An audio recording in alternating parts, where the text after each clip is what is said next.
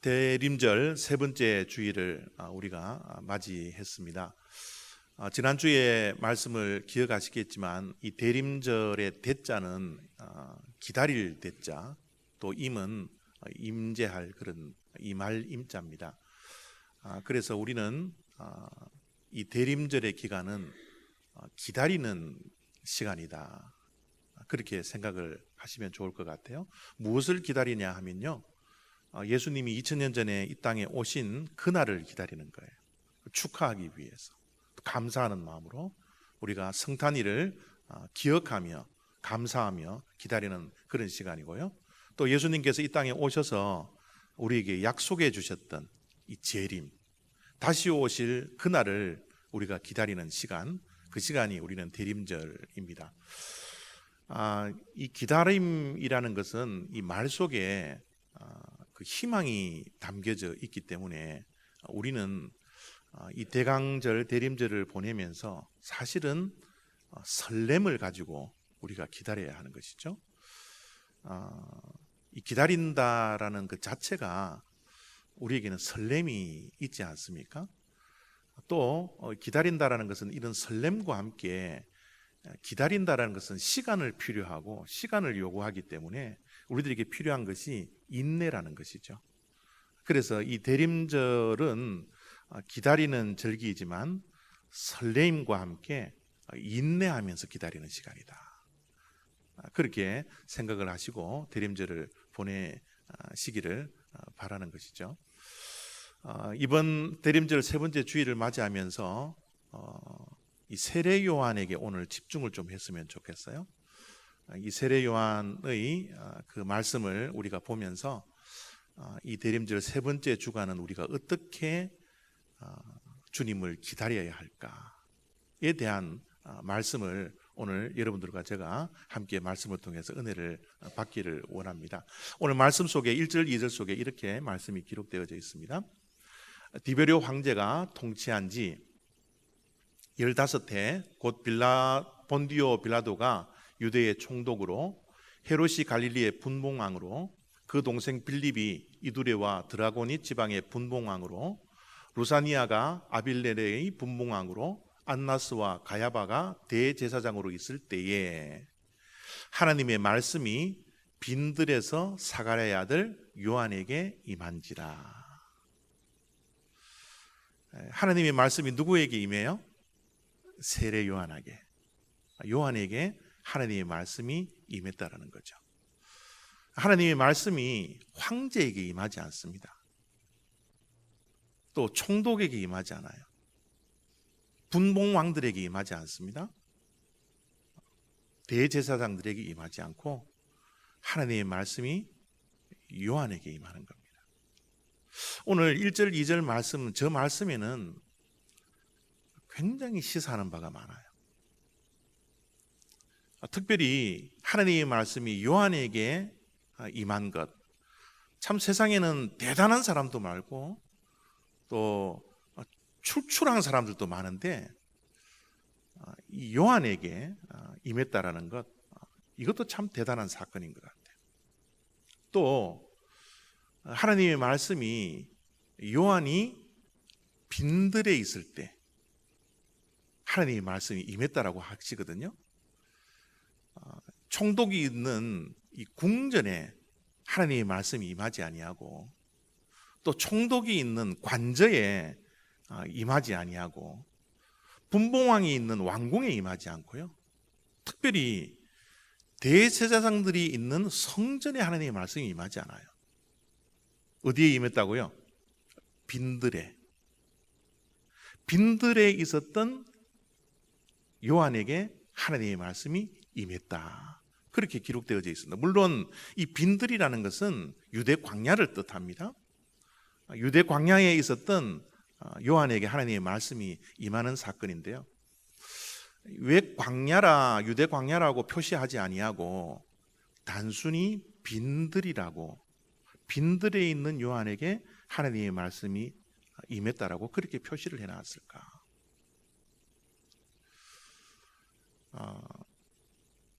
이 비워져 있다라는 이 빈들이라는 이 단어가 굉장히 중요합니다. 오늘날에도 우리에게도 하나님의 말씀이 임해야 되거든요. 하나님의 말씀이 임하는 그곳은 채워져 있는 곳이 아니라 비어져 있는 빈들에 하나님의 말씀이 채워진다라는 것. 이 귀한 말씀을 누가복음 3장 1절 2절 속에 빈들이라는 단어 속에서 우리가 찾아낼 수가 있는 것이죠. 누구인지 아시겠습니까? 이 한국의 이 법률 스님이라는 저분이 요즘은 굉장히 인기가 좋습니다. 많은 젊은이들이 법률 스님 앞에 가서 많은 가르침을 받고 있어요.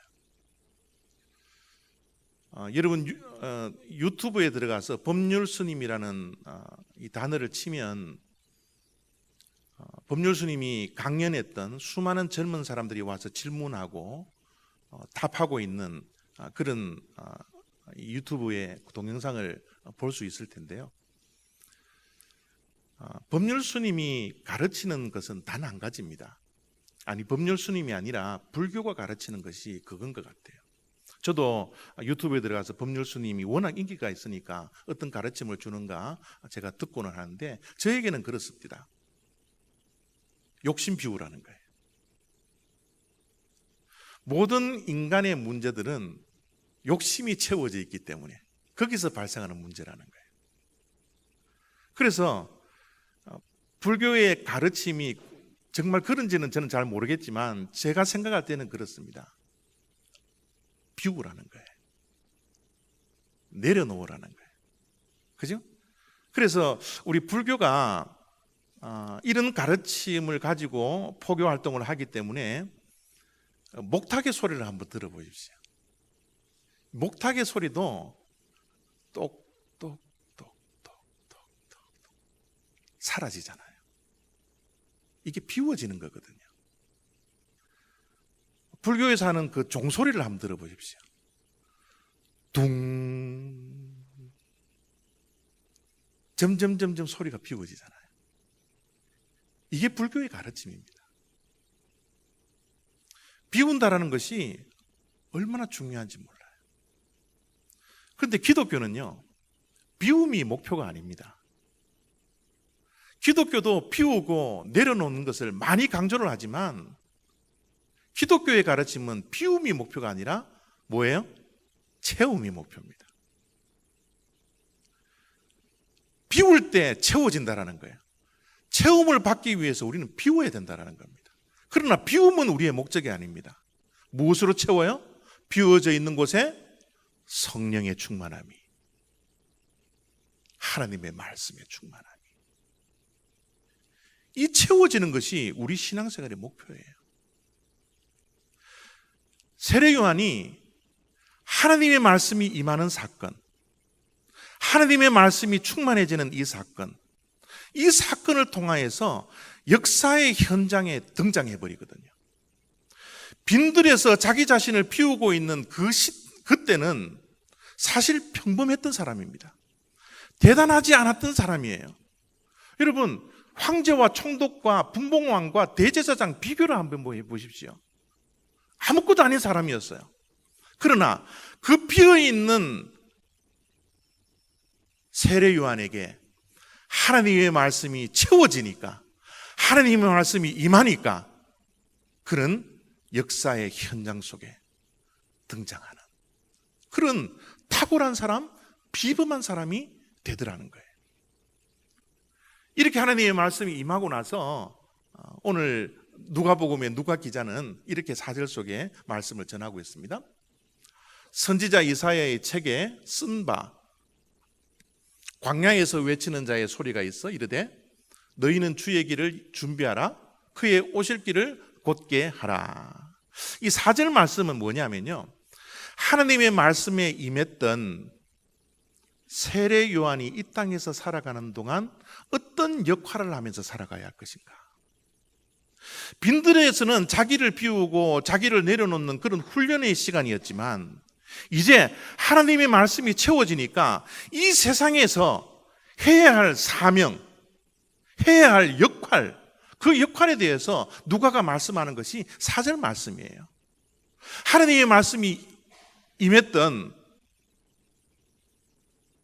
이 세례 요한의 역할, 그것이 무엇입니까? 광야에서 외치는 자가 되라는 거예요. 광야에서 외치는 자. 그것이 하나님의 말씀이 충만하고 임해졌던 세례 요한의 역할이요 사명이었다는 거예요. 이 4절 말씀이 사실은 이사야서 40장에 나와 있는 말씀을 누가가 인용한 겁니다. 이 이사야서 말씀을 인용했다 그러면 이 이사야서의 40장 속에 나오는 말씀의 배경과 세례 요한이 받았던 말씀의 그 시대가 비슷하다는 것을 우리가 유추해낼 수 있어요.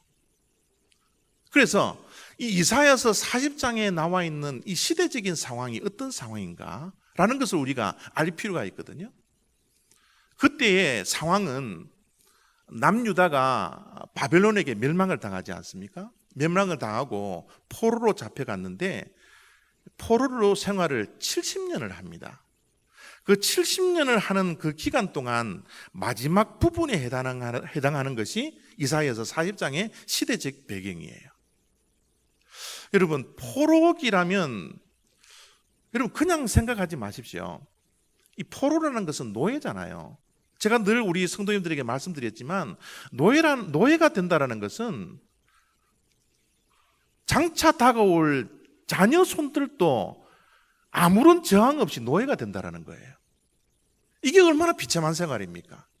얼마나 희망이 없는 삶이에요. 그런데 그게 70년쯤 되었다라는 거예요. 많은 사람들이 이 포로 생활을 하면서 낙심을 하고 있었지 않겠습니까? 실망하고 있었지 않았겠습니까? 왜 우리의 삶이 이렇게 되었느냐고 절망 가운데 있었지 않겠습니까? 그죠? 그들의 삶은 아무런 희망 없이 살아갔던 그 시대라는 겁니다. 그것이 이사야 40장에 기록되어져 있는 시대적인 배경이에요. 또 우리가 또 세계 역사를 조금 아시면 이 참 성경이 재밌는데요. 이 바벨론이 멸망당할 때에 그 바벨론을 멸망시킬 페르시아가 일어나고 있었습니다. 그래서 제국이 이제 바뀌는 그 시점이에요. 그런 시점에서 이 정치적으로 얼마나 혼란기에 있었겠어요. 어디에 편을 들어야 되는지, 어느 줄에 서야 되는지, 그저 많은 혼란이 범람했던 것이 바로 이사야서 40장 3절, 4절, 5절에 있었던 그 시대의 모습이라는 겁니다. 그런 혼란의 시대의 상황과 세례 요한이 빈들에서 하나님의 말씀을 받던 시절과 시대가 비슷하더라는 겁니다. 여러분, 예수님이 오실 그 당시 세례 요한이 하나님의 말씀을 빈들에서 받을 그때의 상황이 아까도 말씀드렸지만 누가복음 3장 1절 2절이 우리들에게 시사하는 것들이 굉장히 많아요. 1절을 아까도 읽었지만 1절 속에 어떤 말씀이 기록되어져 있습니까? 로마 황제, 총독, 4개의 분봉왕. 여러분, 유대인들은 그 수많은 권력 앞에 얼마나 많은 세금을 내고 얼마나 많은 물질을 바쳐야 되고 얼마나 많은 경제적으로 힘든 생활을 했겠어요. 또 누구에게 권력을 다스림을 받아야 할지 그저 정치적으로도 굉장히 혼란한 시대가 바로 세례 요한이 있었던 시대, 예수님이 오셨던 그 당시의 시대라는 겁니다. 또 2절 말씀 속에 종교적으로 얼마나 혼란기에 있었나 그러면 2절 말씀 속에 이렇게 기록하고 있습니다. 안나스와 가야바가 대제사장으로 있을 때에. 여러분, 저 말씀 속에 혼란을 여러분 아시겠어요? 얼마나 종교적으로 혼란했을까라는 것을 추측해낼 수 있습니까? 여러분, 이 유대인들에게 대제사장은요 1년에 단 한 사람만 대제사장이 될 수 있습니다. 많은 제사장들 가운데 그 해의 대제사장을 제사장들이 제비 뽑아서 한 명을 결정을 하거든요. 그런데 2절 말씀 보세요. 대제사장이 2명이잖아요. 안나스도 대사장, 가야바도 대제사장. 권력이 2개입니다. 정치적으로, 종교적으로 굉장히 혼란한 시대에 세례요한에게 말씀이 임했다는 사실이에요.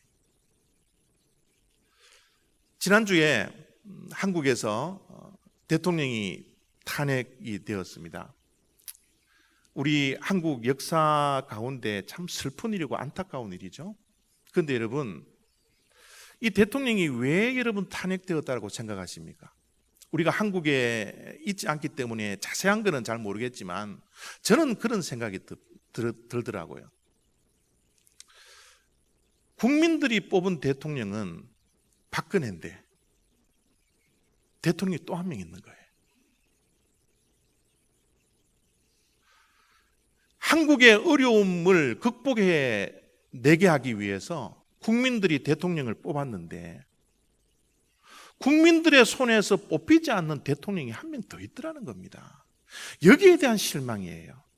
여기에 대한 분노가 온 국민에게 있지 않습니까? 우리도 이곳에서 한국의 소식을 들으면 실망이 되고 분노가 있지 않습니까? 우리가 뽑은 대통령은 저 사람이 아닌데 저 사람이 국정을 가지고 노니까. 앞에 나와 있는 이 시험지는요 진짜 초등학교에서 출제되었던 시험 문제입니다. 그 시험 문제가 이런 문제가 출제되었다 그래요. 대통령이 외국을 방문할 때에 대통령이 할 일을 대신 맡아서 하는 사람은 누구입니까? 답이 뭐가 돼야 되죠? 예? 국무총리. 상식 아닙니까? 국무총리를 답해야 할 그 란에 초등학교 아이가 답을 썼는데요. 뭐라고 그랬었어요? 최순실. 슬프지 않습니까? 안타깝지 않나요? 근데 더 놀라운, 저 답안지에 더 놀라운 점은 뭐냐면 선생님이 채점을 했는데 틀렸다라고 채점하지 않고 뭐라 그래요? 인정 그래 난 거예요. 한국의 현실입니다. 한국의 분노예요. 우리 국민의 실망감입니다. 저 웃으라고 한 게 아니겠죠. 실제로 뭐 출제되었던데 답을 내었다 그러니까. 저걸 보면서 참 우리가 웃고는 있지만 이 마음 깊은 곳에는 참 슬픔이 저 자리에 자리를 잡고 있는 것 같아요. 저런 혼란할 때에 하나님께서 세례 요한에게 말씀을 주셔서 말씀이 충만케 해주셔서 그에게 역할을 맡기는데 사명을 맡기는데 그는 광야에서 이런 소리를 지르고 있습니다. 어떤 소리를 지르고 있어요? 주의 길을 준비하라. 그의 오실 길을 곧게 하라. 여러분, 길이라는 것은 참 소중합니다. 우리가 인생을 살다 보면 많은 길이 있죠. 가야 할 길이 있고요. 가지 않아야 할 길이 있습니다. 옳은 길이 있고요. 옳지 않은 길이 있습니다. 방금 나열했던 길보다 훨씬 많은, 훨씬 중요한 것들이 이 세상에는 많이 존재하고 있습니다. 그런데 여러분, 이 세상의 수많은 길들 가운데 제일 중요한 길이 뭐예요? 천국 가는 길입니다. 이 세상의 수많은 길들이 아무리 그 길이 화려하고 아무리 그 길이 넓다 할지라도 그것이 천국으로 안내해 주는 길이 아니라면 그 길은 헛된 길일 수밖에 없어요. 천국 가는 길이 이 세상에 제일 중요한 길입니다. 근데 여러분, 천국은 우리가 하나님이 부르시면 가는 길이지만, 가야 할 길이지만, 천국의 길은 우리의 마음속에도 임할 수 있다는 것을 여러분 기억하십시오. 하나님의 다스림, 하나님이 왕이 되신 그 나라, 그 하나님의 나라는 내 안에 이미 우리가 천국으로 임한 그 모습으로 하루하루를 살아가는 것이 영생의 삶이요 신앙인의 삶이라는 사실입니다.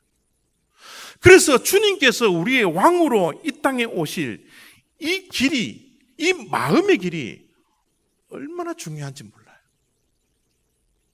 여러분, 지금 세례 요한이 이 길을 준비하라고, 이 주님이 임하실 이 길을 예비하라고 광야에서 외치고 있는 거예요.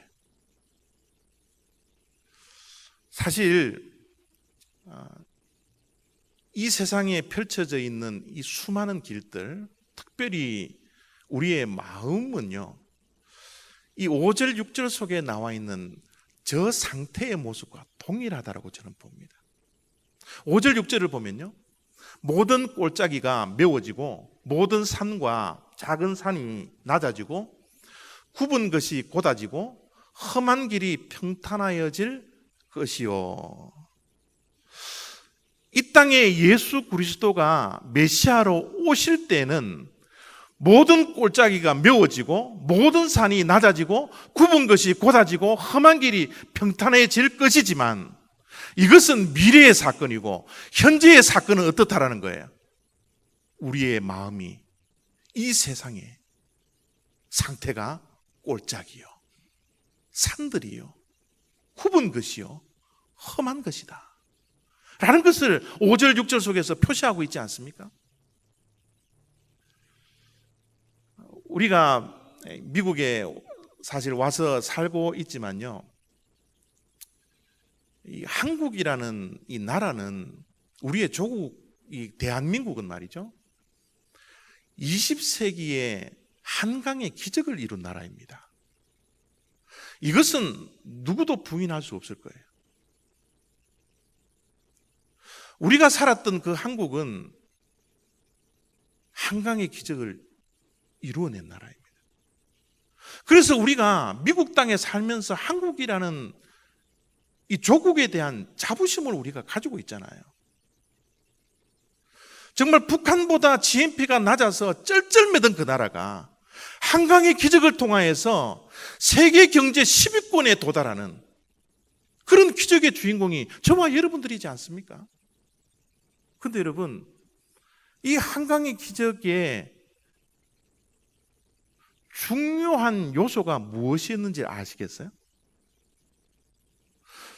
한강의 기적의 중요한 원동력 가운데 하나는 경부선이었습니다. 박정희 대통령이 현대건설의 정주영 회장에게 한국의 수도와 한국의 최대의 항구 도시인 부산의 그 길을 뚫으라는 거예요. 산을 허물라는 겁니다. 골짜기를 메우라는 거예요. 터널을 만들어라는 겁니다. 다리를 놓아라는 거예요. 길을 만들어라는 겁니다. 한국이 기적이 이루어질 수 있었던 나라가 될 수 있던 것은 바로 경부선이라는 길 때문이었습니다. 누구로 부인하지 못할 겁니다.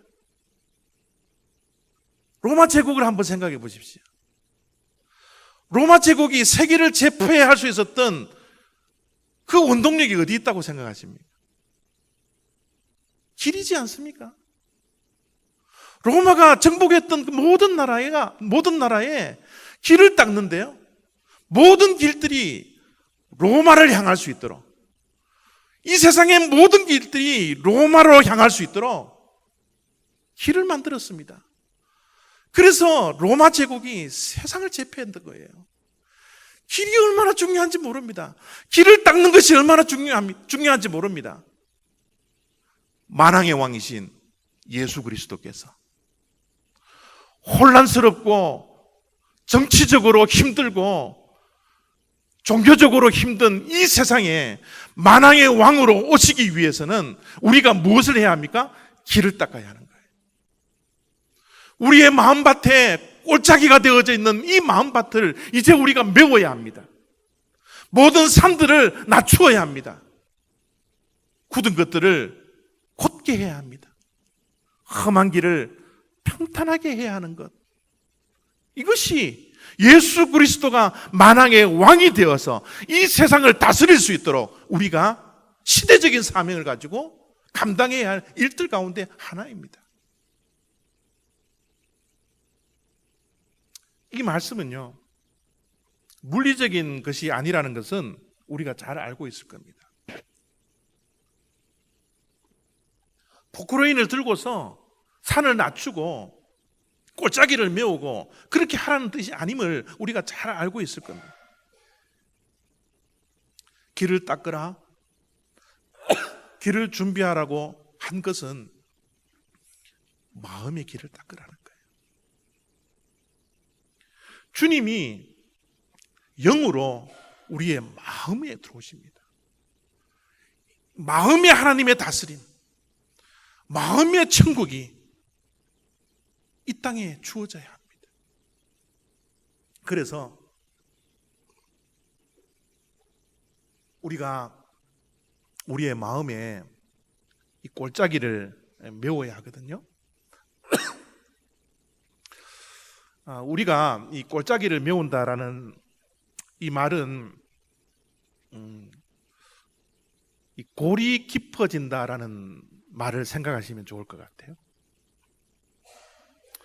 우리 인간관계에 이 골이 깊어질 때가 있어요.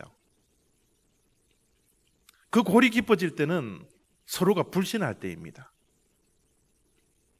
서로를 반목할 때예요. 서로를 미워할 때입니다. 용서하는 마음으로 서로를 용납해야 되는데 서로 용서하지는 마음이 우리의 마음속에 자리 잡기 때문에 그 골이 깊어지는 것이죠. 우리의 마음속에, 관계 속에 골이 깊어지면 우리에게 나타나는 현상이 무엇입니까?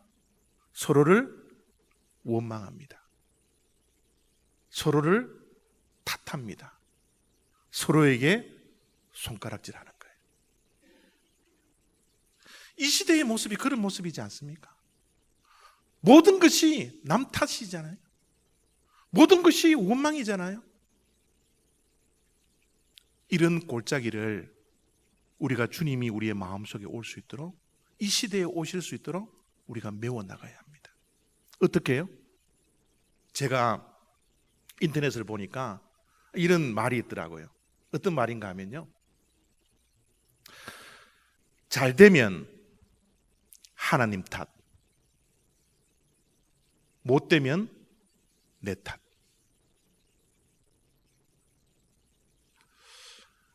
저는 말이죠, 이 인터넷에 나돌고 있는 이 말이 얼마나 가슴이 맺히는지 몰라요. 잘 되면 하나님 탓, 못 되면 내 탓. 이 시대의 혼란스러운 것을 남 탓으로 생각하지 마십시오. 내 마음속에 원망과 미움을 갖고 있지 마십시오. 내가 잘못입니다. 내 탓입니다. 이런 마음만 가지면 이 세상이 얼마나 평화로운 세상이 될까요? 이 세상이 우리가 원하는 그런 세상이 되지 않겠습니까? 우리의 이런 골짜기를 메워나가야 합니다. 우리가 해야 합니다. 믿는 우리들이 먼저 용납하고 먼저 사랑하고 내 탓으로 내가 책임지는 이 마음을 가질 때 골짜기는 메워진다라는 것, 우리가 기억해야 합니다. 산을 낮추어야 합니다. 산은 교만을 뜻하죠. 교만하면 주님이 우리의 마음에 들어올 수가 없어요. 우리를 다스릴 수 없습니다.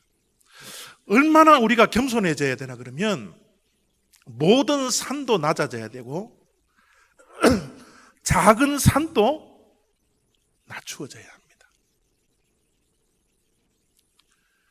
이 세상에는 얼마나 교만한 것이 많은지 몰라요.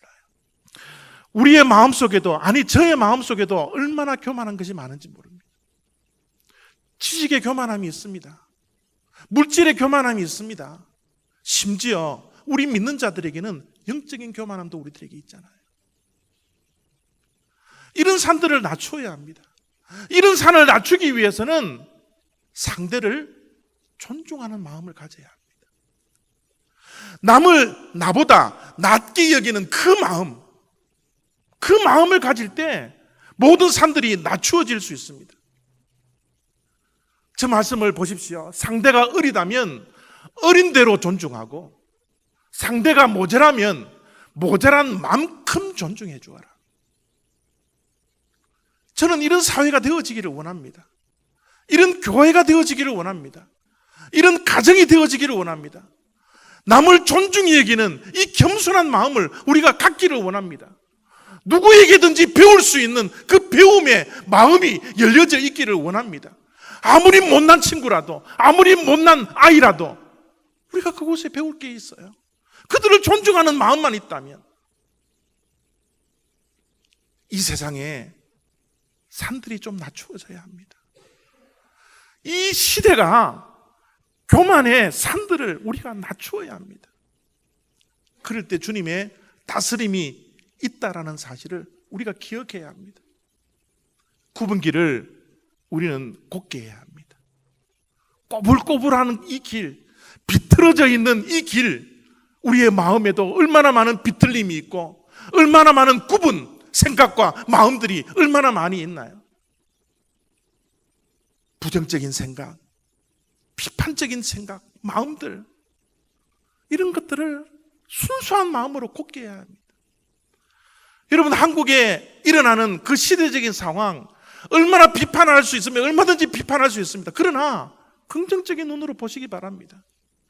하나님께서 우리 한민족을 불쌍히 여겨 주셔서 더 타락하지 아니하고 더 나쁜 길로 가지 않기 위해서 세상 밖으로 이 일을 들추어냈다라는 사실, 여러분, 촛불 시위, 정치적인 많은 집단들이 가입되었을지도 모릅니다. 그 사실은 우리가 알지 못하지만 부정적인 눈으로 보시지 마시기 바랍니다. 긍정적인 눈으로 보시기 바랍니다. 얼마나 긍정적이에요. 여러분, 몇백만 명이 광장에 모여서 그렇게 평화로운 시위를 할 수 있어요? 어느 국민이, 어느 민족이 그런 시위를 할 수 있습니까? 우리가 긍정적인 눈으로 바라본다면 얼마든지 긍정적으로 바라볼 수 있는 거예요. 우리의 마음속에 비틀어져 있는 그런 생각과 마음들, 그 굽은 길을 곧게 할 때 주님이 우리를 다스린다라는 사실을, 이 마음속에 하나님께서 왕이 되어 주셔서 우리를 평화의 도구로 사용하여 주신다라는 사실, 우리가 기억해야 합니다. 험한 길을 평탄하게 해야 합니다. 여러분, 이 세상에 가장 험한 길이 어떤 길일까요? 우리의 마음속에 있는 이 험함이 언제 이 험한 인생이 될까요? 저는 이 세상에 아무리 평탄한 길이라 할지라도요, 지고 있는 짐이 무거우면 그 길은 험난한 길이에요. 우리의 인생이 왜 험난합니까? 지고 있는 짐들이 너무 많기 때문에. 험악한 세월을 살 수밖에 없는 것이 우리가 해결할 수 없는 수많은 짐들을 우리 스스로 지고 있기 때문에 이 인생길이 얼마나 험합니까? 그러나 여러분, 예수 그리스도께서는 우리들에게 말씀해 주십니다. 수고하고 무거운 짐들을 다 내게로 가지고 오라고. 내가 너희를 편히 쉬게 해 주실 것이라고 주님께서 약속해 주셨는데도 불구하고 우리는 험한 짐, 이 세상의 죄짐들,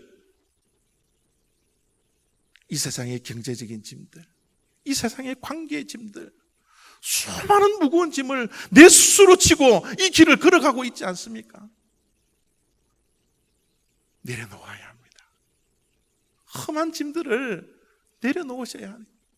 내려놓을 뿐만 아니라 이 짐을 주님께 맡기는, 주님을 의지하는 그 삶들을 살아갈 때 우리의 인생의 험한 길이 평탄하게 된다는 사실을 우리가 기억해야 하는 것이죠. 이런 길은 우리도 스스로 노력해서 주님이 오실 길을 예비해야 되지만 주님이 이 땅에 오실 때 완성되는 거예요. 주님이 오셔야지만이 이 세상의 모든 혼란이 없어집니다. 탄핵되어서 또 다른 대통령을 세운다 한들 그것이 정답이 아닙니다. 이 땅의 만왕의 왕이신 예수 그리스도가 이 땅의 유일한 소망이라는 사실, 그 소망을 우리 믿는 자들은 다 알고 있기 때문에 우리가 재림을 떨리는 마음으로 기다릴 수 있는 거예요. 소망하며 기다릴 수 있는 겁니다. 인내하며 기다릴 수 있는 겁니다. 주님께서 요한복음 16장 14장 6절 말씀 속에 말씀하고 있지 않습니까? 나는 길이요 진리요 생명이니 나로 말미지 않고서는 아버지 하나님께로 갈 자가 없느니라. 주님이 길이십니다. 우리가 걸어야 할 길이 주님이십니다.